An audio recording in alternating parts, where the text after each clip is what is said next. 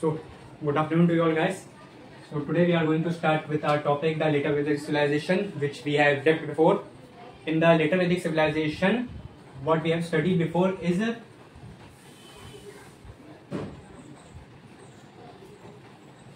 Vedic civilization.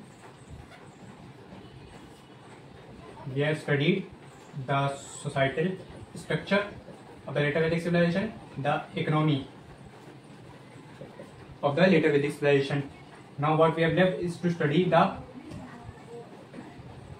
political system and the religion the later Aryans follow. What religion do the Indo-Aryans follow?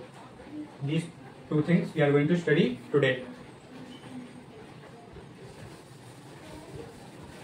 अच्छा, society में एक चीज रह गई थी बताना, आश्रम्स का कॉन्सेप्ट आया था सोसाइटी में ही। जैसे हम लोगों ने फीमेल पोजीशन पढ़ी थी, फीमेल की क्या पोजीशन थी, फिर कास्ट सिस्टम रिजिड हो गया था, वैसे ही आश्रम को कॉन्सेप्ट आया था। सबसे पहला जो आश्रम था वो था ब्रह्मचार्य आश्रम, द 4 आश्रम्स इसको कहते हैं।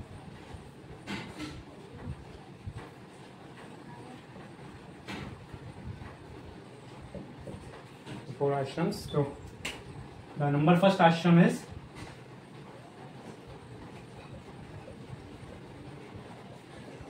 ब्रह्मचार्य आश्रम।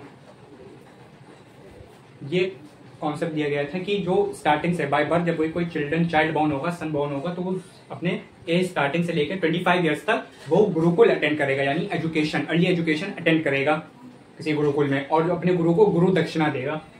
तो पहले शुरू के 25 इयर्स में किसी स्टूडेंट को ये करना होता था, एक मेल को। उसके बाद आता है गृहस्थ आश्रम। गृहस्थ आश्रम में 25 साल के बाद शादी हो जाएगी और वो अपनी फैमिली को डिवोट करेगा, अपनी लाइफ 10-50 इयर्स। इसकी एज लिख लें 0 to 25 years and 25 to 50 years. ये गृहस्थ आश्रम, गृह यानी फैमिली के लिए ये उसकी लाइफ डिनोट होगी। नेक्स्ट आता है वनप्रस्थ आश्रम। वनप्रस्थ आश्रम में ये होगा कि आफ्टर 50 इयर्स जो एक मेल होगा वो अपनी वर्ल्डली लाइफ यानी गृहस्थ यानी गृह गृहस्थी छोड़ के चला जाएगा जंगलों में, जंगलों में चला जाएगा और वहीं पे अपनी मोस्टली लाइफ बिताएगा, यानी थ्रू मेडिएशन में ज्यादातर। लास्ट आता है संन्यास आश्रम, यानी एट द लास्ट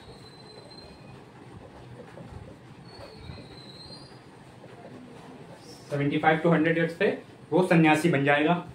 आप लोग देख सकते हैं कि ये कॉन्सेप्ट आज के टाइम पे एक सोसाइटी में भी यही फॉलो कॉन्सेप्ट होता है। उस टाइम पे जो दिया गया था कि फर्स्ट आप 25 इयर्स तक एजुकेशन अटेंड करें, करियर बनाएं, नेक्स्ट गृहस्थ में आप 25 के बाद जब आप सेटल हो जाएं, उसके बाद आपकी शादी हो, बच्चे हों, फिर 50 के बाद आप जितने भी मतलब फैमिली को टाइम दोगे, 50 के बाद आप खुद पे मतलब स्पिरिचुअल ज्यादा अपने पे ध्यान दें, एक रिटायर्ड लाइफ की तरह, जैसे जो होते हैं 50 इयर्स आफ्टर रिटायर्ड लाइफ की तरह जिए, और लास्ट में सन्यासी यानी एकदम बस माला जपें। तो ये 4 आश्रम का कॉन्सेप्ट था। नेक्स्ट हम लोग स्टार्ट करने वाले हैं political structure. What was the political structure?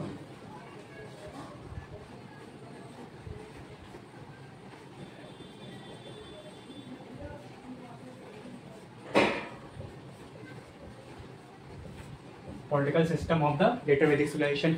Early Vedic civilisation में हम लोगों ने क्या डिस्कस किया था कि वॉर रिडन पॉलिटी, यानी किंग के पास कोई पावर थी नहीं, किंग का काम बस इतना ही था कि वो अपने ट्राइब्स को प्रोटेक्ट करेगा और उनसे टैक्स लेगा, वो कि वॉलंटरीली होगा, कोई मैंडेटरी नहीं होगा। और मेन काम उनका था कि सिर्फ अपने ट्राइब्स को प्रोटेक्ट करे और कैटल्स को प्रोटेक्ट करे, और at the times of war.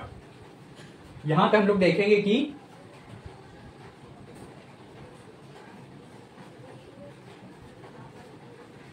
Power of the king greatly increase. King की जो पावर है बहुत ज्यादा बढ़ गई। King now started acquiring title. वो टाइटल अपने आप को देने लगे। कैसे टाइटल देने लगे? सम्राट, एकरथ और चक्रवर्त, ये सारे टाइटल वो लोग अपने आप को देने लगे किंग्स। उसके बाद जो यज्ञ है, हम लोगों ने देखा था यज्ञ जो है ज्यादा से ज्यादा और परफॉर्म करने लगे, किंग परफॉर्म करने लगे, जिसमें अश्वमेध एक यज्ञ होता है, ठीक है। किंग स्टार्टेड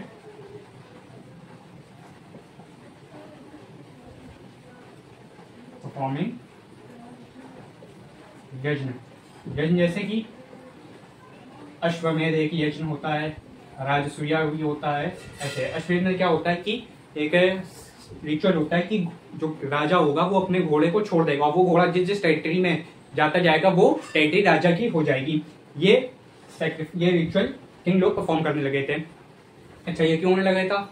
किंग की पावर अचानक से क्यों हो गई? Why the power of the king greatly increase?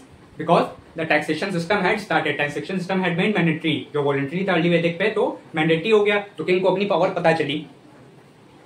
जैसे कि क्लास मॉनिटर, जब तक एक लोगों ने बन के बना लिया कि तुम्हें क्लास मॉनिटर, एक क्लास में स्कूल में कि क्लास मॉनिटर आप ही होंगे, क्लास मॉनिटर बना दिए गए, सबने चुन के अपने आप में से इस क्लास में एक क्लास मॉनिटर बना दिया। उसके बाद क्लास मॉनिटर का क्या काम था कि तुम लोगों को देख रहना कि क्लास डिसिप्लिन में रहे। ये ड्यूटी दे दी क्लास मॉनिटर को डिसिप्लिन में देखे रहना, सबकी कॉपियां देखे रहना कि सब टाइम टेबल ला रहे हैं, फॉलो कर रहे हैं, बोर्ड पे चौक मेंटेन करना है, और उसके बाद रजिस्टर मेंटेन करना। ये देखा कि कोई सही से डिसिप्लिन में है, स्कूल लाइन में सही से असेंबली में खड़ा है। ये सारे काम थे किसके? क्लास मॉनिटर के। फिर क्लास मॉनिटर को अपनी पावर को पता चला कि हाँ, मेरे पास ये जो पावर है जो दी गई है, ये तो मैं इसका और भी कई तरीके से इस्तेमाल कर सकता हूँ, यानी असेंबली में किसी को भी मैं बाहर निकाल सकता हूँ। मेरे पास ये पावर है। तुमने टाई नहीं पहनी, तुम्हारे शूज गंदे हैं, ये पावर मॉनिटर के पास आ गई। ये पावर मॉनिटर के पास आ गई, उसको अपनी, तो उसने बोर्ड पे भी नाम लिखना चालू कर दिया कि हाँ तुम टॉप कर रहे हो, वहाँ नाम बोर्ड पे लिख दिया जाएगा। तो उसके बाद उसको हटाने के लिए लोगों ने क्या देना चालू किया? लोगों ने कुछ कहा ना कि बोर्ड पे नाम हटा दो, तो किंग ने क्या कहा? ठीक है हटा देंगे, लेकिन लंच में पेटीज तुम्हारे नाम की आज, ठीक है।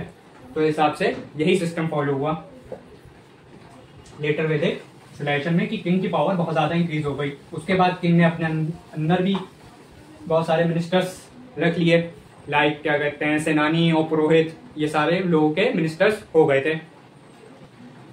The political system. Now we are going to start with the last part, that is the religion. So religion change हो गया। जैसे कि हम लोगों ने अर्ली वैदिक में पढ़ा था कि ये लोग फॉलो करते थे नेचर वर्शिपर्स थे, अर्ली आर्यन जो थे, लेकिन लेटर में जो फॉलो होने लगे थे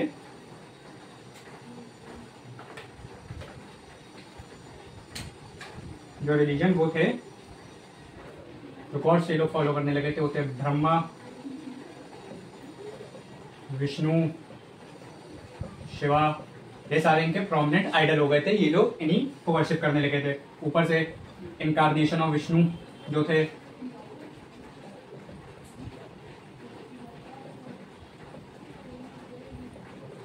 like Lord Ram and Krishna, इनकी भी इंपॉर्टेंस बढ़ गई थी। ये लोग इन सब रिलीजन्स को, मतलब ये सब डीटीज को फॉलो करने लगे थे। Female deities Lakshmi, Parvati, the female deities Lakshmi, Parvati, ये फीमेल गॉड्स थी जो लोग फॉलो करते थे। अच्छा, रिलीजन थोड़ा सा ज्यादा कॉम्प्लिकेटेड सिस्टम हो गया था। क्यों हो गया था? क्योंकि रिचुअल्स किंग परफॉर्म करने लगे थे, तो प्रीस्टली क्लास की इंपॉर्टेंस बढ़ गई थी, ठीक है। तो जहां हम लोगों ने early religion, early Vedic civilisation में, ऋग वैदिक में हम लोगों ने देखा कि नेचर वर्शिपर्स जो लोग थे, सिर्फ नेचर को वर्शिप करते थे जो लोग, जैसे कि इंद्र और क्या कहते हैं वरुण, ये सब चेंज हो गया और इन सब गॉड्स को ये लोग फॉलो करने लगे थे। तो चेंज ऑफ रिलीजन आ गया सनातिज्म से ब्राह्मणिज्म, यानी ब्राह्मणिकल सुप्रीमेसी आ गई, ब्राह्मण सुप्रीमेसी आ गई रिलीजन में। और प्रीस्टली क्लास की इंपॉर्टेंस बढ़ गई, क्योंकि किंग्स लोग बहुत ज्यादा अपने रिचुअल्स यानी यज्ञ परफॉर्म करने लगे थे, तो ज्यादा ब्राह्मण क्लास की इंपॉर्टेंस भी बढ़ गई लेटर वैदिक सिविलाइजेशन में। तो रिलीजन भी कॉम्प्लिकेट हो गया, इस हिसाब से रिलीजन भी कॉम्प्लिकेट बहुत ज्यादा हो गया। यानी सिर्फ जो यज्ञ होगा या जो सैक्रिफाइस या रिचुअल्स होंगे वो सिर्फ प्रीस्टली क्लास ही फॉलो कर पाएगा, यानी सिर्फ वो ब्राह्मण ही कर पाएंगे और कोई ये नहीं कर सकता।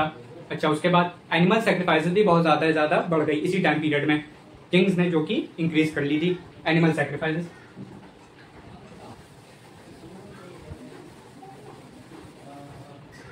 So I think you have understood all the main important topics like the political system of the later Vedic civilization, the economy, the religion and the society. ये सारी चीजें थी later Vedic civilization में. अच्छा, lastly एक important in conclusion, civilization का क्या impact पड़ा.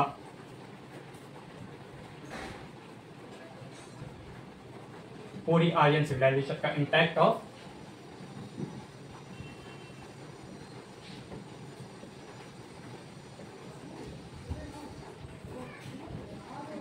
Of Aryan civilisation. Aryan civilisation का क्या इम्पैक्ट पड़ा हर एक एस्पेक्ट में. देखिए हम लोगों ने डिस्कस किया था कि 4 चीजें हम लोग देखते हैं किसी भी एक एज अ होल कि क्या इम्पैक्ट पड़ता है. या तो किसी सोसाइटी में इम्पैक्ट पड़ेगा, या तो इकोनॉमी में, या तो पॉलिटी में, और या तो रिलीजन में. तो इम्पैक्ट ऑफ आर्यन सिविलाइजेशन क्या पड़ा. सबसे पहले the Aryans gave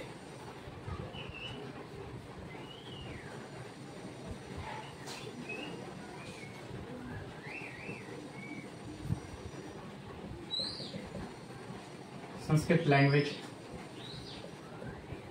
its phonetics, etcetera derivation भी. जो एक चीज है आर्यंस ने दी. संस्कृत लैंग्वेज जो आज भी मेनली नॉर्थ इंडिया में बहुत ज्यादा यूज होती है, और यूपी की शायद स्टेट लैंग्वेज भी है संस्कृत. तो ये आर्यन की देन है. अच्छा, यूपी की क्यों है आपको अब पता चला होगा कि यूपी क्यों है. क्योंकि later Vedic civilisation Ganga Doab region Gangetic plains में ही डेवलप हुआ. तो संस्कृत लैंग्वेज यानी महाभारत और एपिक सब संस्कृत में लिखी गई. तो इस वजह से यूपी जैसी स्टेट को संस्कृत लैंग्वेज का दर्जा दिया गया कि यहाँ की मदर लैंग्वेज यानी टंग लैंग्वेज संस्कृत है, स्टेट लैंग्वेज. इसलिए अब समझ में आया. तो तब तक आपको ये नहीं पता चलता कि संस्कृत लैंग्वेज कहाँ से आई, क्योंकि आपको उसके लिए हिस्ट्री पढ़नी पड़ती है. नेक्स्ट जो दिया था, जो फिलोसफिकल डिटेल्स थे like Brahma Vishnu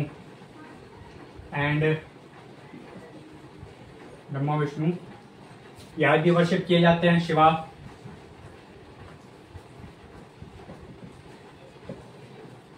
still worship today. उस टाइम पे ये वर्शिपिंग चालू हुई थी इन गॉड्स की. ये आज भी वर्शिप किए जाते हैं. Next philosophies of Krishna and Ram are still incorporated.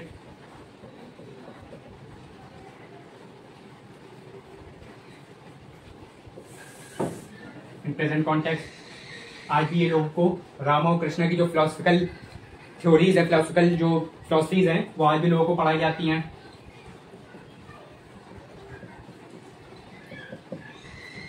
जो कास्ट सिस्टम जो था रिजिड, वो उस टाइम पे चालू हो गया था लेटर वैदिक सिविलाइजेशन पे, और वो आज भी यही फॉलो होता है. तो आपको समझ में आया होगा कि ये उस टाइम पे चालू हुआ था ये सारे सिस्टम जो आज भी ये लोग फॉलो करते हैं. जैसे कि संस्कृत लैंग्वेज आज भी चल रही है. जो गॉड्स थे, डीटीज थे, वो आज भी वर्शिप होते हैं. कृष्णा रामा भी, जो कृष्णा और फिलोसफीज और कृष्णा रामा, वो आज भी लोगों को पढ़ाई जाती हैं. अच्छा, उसके बाद महाभारत और रामायण जो लिखी गई थी, वो भी आज वर्ल्ड वाइड बहुत ज्यादा पॉपुलर हैं as a religious text books. Vedic literature की बहुत ज्यादा इंपॉर्टेंस है. वैदिक लिटरेचर आदि उपनिषद, वेद, पुराण, ये सब आज भी हर, जैसे सावन का महीना चल रहा है, अब तो लास्ट है शायद, कल मंडे है, तो ये सब आज भी उसी टाइम पढ़े जाते हैं. पार्ट 8 के लिए ये सब पढ़े जाते हैं. ये सारे इम्पैक्ट हुए थे आर्यन सिविलाइजेशन के. देखिए, हर किसी चीज का, हर एक जो चीज होगी या एक सिविलाइजेशन होगी, हर एक चीज का एक इम्पैक्ट होगा हर किसी जगह पे. तो इम्पैक्ट जानना जरूरी है. हर एक चीज लाइफ में इम्पैक्ट करती है, चाहे बुक हो, चाहे बुक के बाहर की भी चीजें हों. बहुत सी चीजें लाइफ में इम्पैक्ट करती हैं.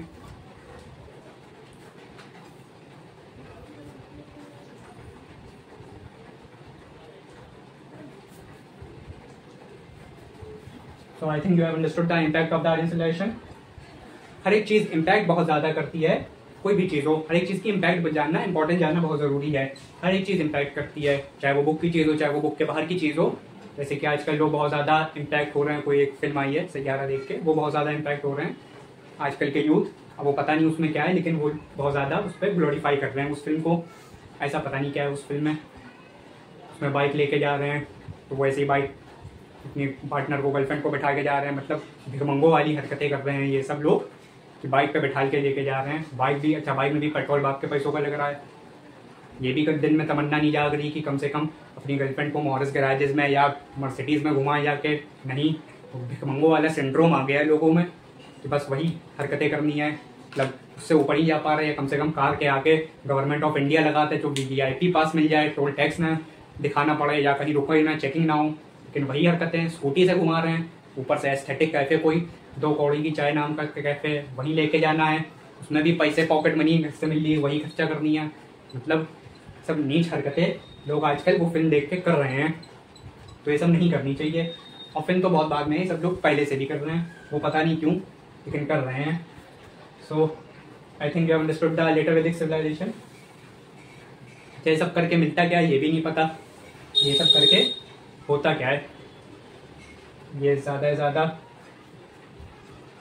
लोग फिल्में देख के जो आजकल कर रहे हैं, ठीक है। So I think you have understood the later Vedic civilisation.